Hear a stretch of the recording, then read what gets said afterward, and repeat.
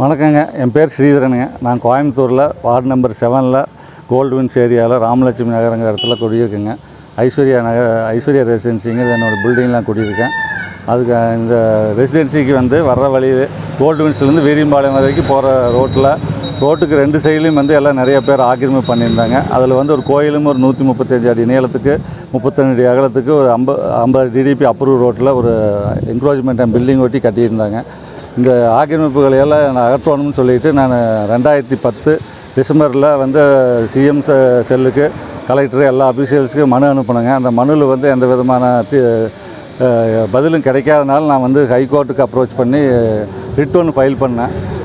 Writ accept பண்ணிவிட்டு 2022 ஜூலை மாதம் high court chief judge பெஞ்சில் எல்லாமே என்க்ரோச்மெண்ட் எல்லாம் ரிமூவ் பண்ணிடணும்னு கார்பரேஷன் அஃபீஷியல்ஸுக்கு போலீஸ் ப்ரொடெக்ஷனோடு போய் ரிமூவ் பண்ணிடுங்கன்னு சொல்லி ஆர்டர் போட்டிருந்தாங்க.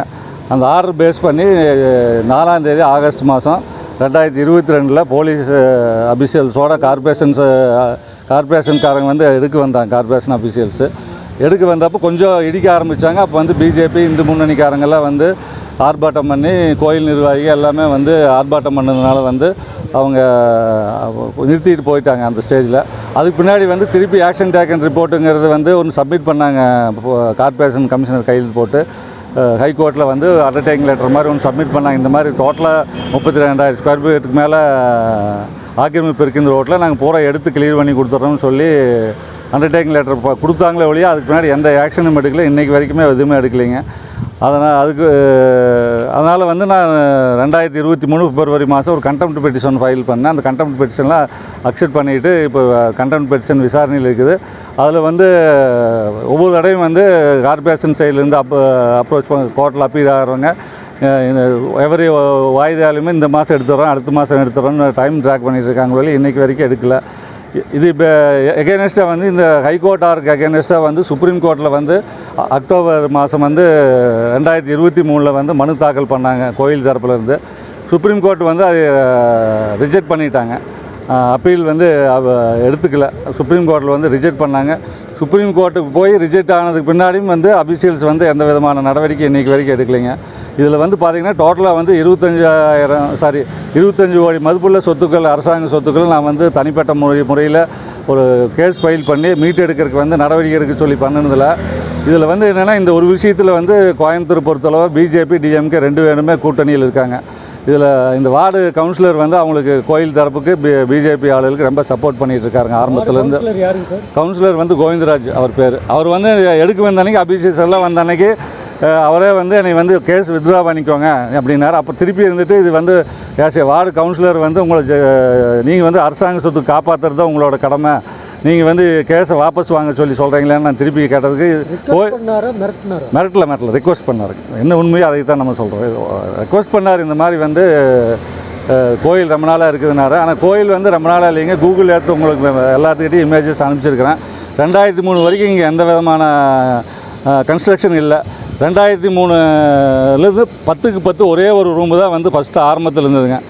அதில் ஒரு சாமி தம்பூரான் சாமின்னு வந்தது. அதை அவங்க சுயமாக வந்த மாதிரி ஒரு ஃபோக்கஸ் பண்ணுறாங்க. இதுக்கு எல்லாமே அது ஸ்டெப் பை ஸ்டெப்பாக அப்படியே இப்போ கிட்டத்தட்ட 135 நீளத்துக்குமே எல்லா சாமியும் கொண்டு இன்ஸ்டால் பண்ணிட்டாங்க. எல்லா என்னென்ன தெய்வங்கள் இருக்குமோ அத்தனை தெய்வ சிலைகள் கொண்டு இன்ஸ்டால் பண்ணிட்டு எல்லாமே இப்போ ரொம்ப பூர்வீக கோயில் அப்படிங்கிற மாதிரி ப்ரொஜெக்ஷன் பண்ணிட்டு போய் சொல்லிட்டு சயின்டிஃபிக்காக கூகுள் ஏத்தில் நம்ம டவுன்லோட் பண்ணி எல்லாமே கொடுத்தாச்சு. 1990லேயே டிடிபி அப்ரூவ் சைட்டுங்க. அப்போ அப்ரூவல் கொடுக்கும்போது இங்கே எந்த விதமான கன்ஸ்ட்ரக்ஷன் இல்லை. ரோடு ரோடாக தான் டிடிபி அப்ரூவ் ரோடாக தான் அதில் எல்லாமே ரெக்கார்ட் ஆகிருக்கு.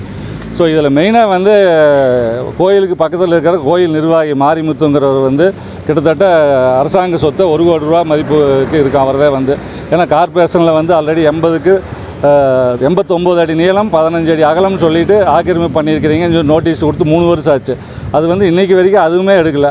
அதே மாதிரி அவர் வீட்டுக்கு சவுத் சைடு இருக்கிற 30 அடி ரோட்டில் பார்த்திங்கன்னா 28 அடி தான் இருக்குது. ஈஸ்டர்ன் சைடில் பார்த்திங்கன்னா ரிசர்வ் சைட்டே என்க்ரோச் பண்ணியிருக்காரு. கிட்டத்தட்ட அவர் 1 கோடி ரூபா சொத்தை ஆக்கிரமிப்பு பண்ணி வச்சுட்டு அந்த சொத்துக்களை காப்பாற்றுறதுக்கு இந்த ஏரியாவில் இருக்கிற அதாவது எல்லா ஃபேமிலிஸ்க்கெல்லாம் தப்பான இதில் மதத்தின் பேரில் ரொம்ப அவங்களெல்லாம் தூண்டி விட்டு அதாவது பூர்வீக கோயில் அப்படி இப்படிங்கிற மாதிரி சொல்லி அவர் ஒரு டைவர்ட் பண்ணி விட்டார். அதனால் வந்து ரொம்ப பப்ளிக்கெல்லாம் வந்து ஒரு 400 குடும்பம் இந்த ஏரியாவில் வந்து இப்போ மேலே வந்து ரொம்ப எல்லா கோவத்தில் இருக்காங்க. எந்த நிமிஷமே சட்டம் ஒழுங்கு பிரச்சனை எது வேணாலும் நடக்கலாங்க. அதனால் கோர்ட் ஆர்டரை வந்து உடனடியாக இம்ப்ளிமெண்ட் பண்ணுறதுக்கு திராவிட மாடல் ஸ்டாலின் சார் வந்து இதில் தலையிட்டு இந்த லோக்கலில் பிஜேபி ஆளுகள் இன்வால்வ் ஆனாங்கன்னா சட்டப்படி கோர்ட்டு அவமதிப்பு வழக்கு பதிவு செய்து அவங்க மேலே நடவடிக்கை எடுத்து அரசாங்க சொத்துக்களை மீட்டு எடுக்கணும்னு நான் ரொம்ப வேண்டி விரும்பி கேட்டுக்கிறேன். நீங்கள் கோவை மாநகராட்சி ஆணையாளர் கலெக்டர் இவங்களெல்லாம் நேரில் பார்த்து மனு கொடுக்கும்போது என்ன சொல்லியிருக்காங்க? அவங்க டைரெக்டாக வந்து இங்கே இன்ஸ்பெக்ஷன் பண்ணாங்களா? எந்த ஆஃபீஸர் வந்து பண்ணாங்கன்னா எங்களுக்கு இது வரைக்கும் அந்த இன்டிமேஷன் இல்லைங்க. ஆனால் நான் வந்து நேற்று கோயம்புத்தூர் கலெக்டர் வந்து பார்த்து மனு கொடுத்தேன். இன்றைக்கி வந்து கார்பரேஷன் போலீஸ் கமிஷனர் பார்த்து மனு கொடுத்தாங்க. ஏன்னா போலீஸ் ப்ரொடெக்ஷன் எனக்கு வேணும் அந்த மாதிரி சொல்லிவிட்டு இந்த மாதிரி ப்ராப்ளம் இருக்குன்னா போலீஸ் கமிஷனர் வந்து நாளைக்கு மதியானம் 12 மணிக்கு வர சொல்லியிருக்காரு. மறுபடியும் கலெக்டர் வந்து கண்டிப்பாக நாங்கள் எடுத்து ரிமூவ் பண்ணி கொடுத்துட்றோம் நேற்று அஷூரன்ஸ் கொடுத்தாங்க. இப்போ நான் என்ன சொல்கிறேன்னா அதிகாரிகள் வேலை செய்ய தயாரிக்காங்க. அரசியல்வாதி குறுக்கீடு செஞ்சாலும் இதில் வந்து ப்ராப்பராக சட்டத்தை வந்து காப்பாற்றணுங்கிறது என்னுடைய தாழ்மையான வேண்டுகோள். கோயில் வந்து யாருடைய பராமரிப்பில் இருக்குது? இந்த ஏரியாவில் இருக்கிறவங்க ஒரு 5-6 பேர் அதில் வந்து நிர்வாகிகள் அவங்களே நிர்வாகம் பண்ணுறாங்க. இது கவர்மெண்ட் கோயிலெல்லாம் இல்லைங்க. இங்கே வந்து லோக்கலில் இருக்கிறவங்க இவங்களே வந்து ஒரு டீம் மாதிரி ஃபார்ம் பண்ணி அவங்க நிர்வாகம் பண்ணிகிட்ருக்காங்க. மெயின் அதில் நிர்வாகி வந்து மாரிமுத்துங்கிறவர் அவர் இடம் தான் வந்து பெரிய மேஜராக வந்து இன்றைக்கி வரைக்கும் எடுக்காமல் இருக்காங்க என்கரேஜ்மெண்ட்.